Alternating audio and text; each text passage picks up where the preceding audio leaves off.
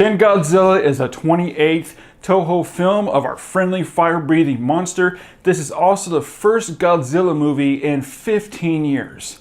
Simon and I have always loved Godzilla. It has a special spot in our childhood. We still remember watching Godzilla for the first time with our dad. For many times our dad would go and record these late night shows, late night ABC Friday night shows that were on like 3 or 4 o'clock in the morning, and they would show Godzilla. We remember being very excited when Godzilla 1985 came out, and it was huge at the time, and we couldn't wait to rent it.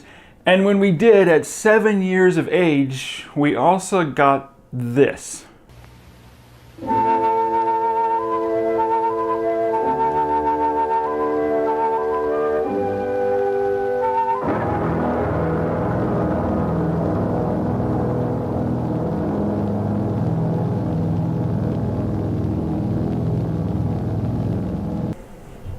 I was 7 years old. We saw that. Now it seems that every time an American version of Godzilla is made, Japan looks at that mess and shows us how it's done. In '97 we got this cinematic masterpiece.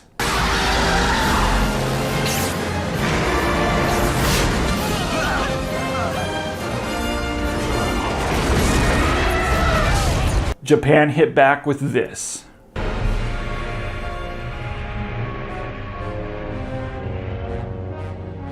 Then a few years ago, we got another version from Gareth Edwards, Godzilla, and again, Japan struck back with this. I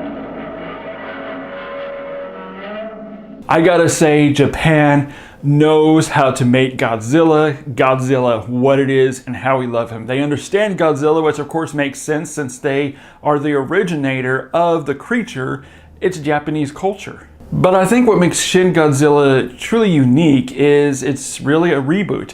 It's a remake of the original film, but taking place today. But the question is this version really any good? And is it worth buying?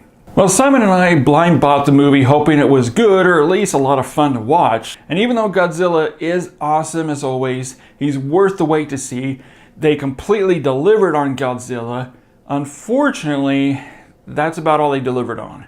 They didn't deliver much on characters or story arcs that we can identify with or care about. It's pretty slow moving for the first 40-45 minutes. I mean, all we have is board meetings after board meetings after board meetings after board meetings after board meetings, and oh look, another board meeting. Now I can understand what they were going for, trying to show this is how things would really go down if something like this actually happened. But without having any main or lead character for us to grab onto and follow through the story, we really don't care about any of these people, and they just end up being cardboard cutouts and talking heads. It takes its time. It has a 2-hour running time. Nothing, again, really happens for about 40-45 minutes in the movie. Still, something important has to happen even in a movie like this.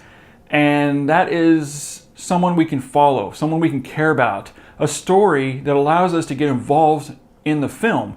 And that's the biggest problem with the movie. Was there a character that I could really identify with or feel for? And the only thing I could think about was a young girl who dreams one day to be president someday. Well, you know, good for her. I hope that happens for her someday. Yeah. I mean, just have one character, maybe use the young girl who wants to be president, put her down in the street with Godzilla because she wants to try to understand it or learn from it, and have maybe a boyfriend or a love interest try to save her before the military attacks that area. That would have given something for us as an audience to identify with, to have an emotional connection with. But again, no, we just don't get any of this. And don't get me wrong, guys, this is a good movie. I'm not saying this movie sucks. I'm not saying don't go see it. Not at all. This movie is good. And again, the Godzilla scenes were awesome. They were really great. They were fun to watch. There are later scenes that kind of become chilling. The way it's shot and the music, which they also used some of the score from the 1955 movie along with a new score. It was great. And if you like Godzilla, if you're a fan of Godzilla, you're going to love this.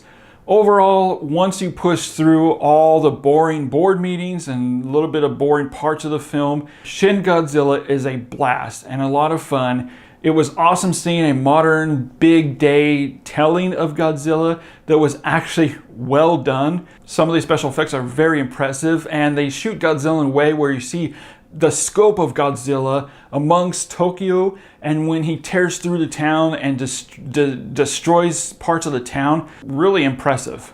We are giving Shin Godzilla a 3.5 out of a 5.